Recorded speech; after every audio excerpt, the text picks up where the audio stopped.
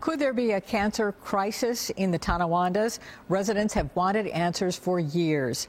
A study recently released by the State Health Department shows areas in Tonawanda have high rates of cancer compared to the rest of the state.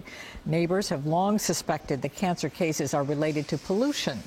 The Clean Air Coalition wants factories in that area to be held to strict safety guidelines. What's the truth about air quality and potential links to cancer? We asked News 4 medical expert Dr. Peter Ostrow to take a closer look. In 2009, the State Department of Environmental Conservation reported high levels of air pollutants, particularly benzene and formaldehyde, in the Tonawandas.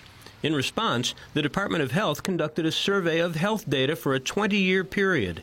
It showed an increased incidence of some cancers and birth defects compared to the rest of the state. It says, I think, what residents in the town of Tonawanda have been saying for years, which is that there's a lot of illness in the community. The history of that site has, chemical manufacturing and other products. So I think the residents are obviously right to be concerned. But does that prove the air pollution was to blame for the illness? Unfortunately, the studies that we do that are like this are not able to make a cause and effect determination. In other words, we can't be sure, especially since the types of cancer that were most elevated are also the ones caused by smoking. The Department of Environmental Conservation began enforcement proceedings against polluters, and over the last 4 years, the levels have come down dramatically. An issue was identified and measures were taken, and it's working.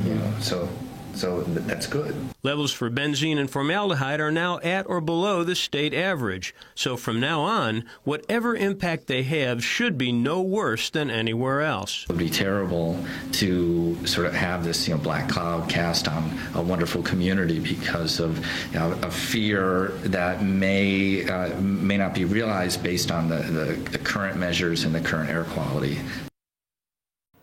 Now, this is an example of a system working. 2 state agencies are collaborating in response to citizens' concerns.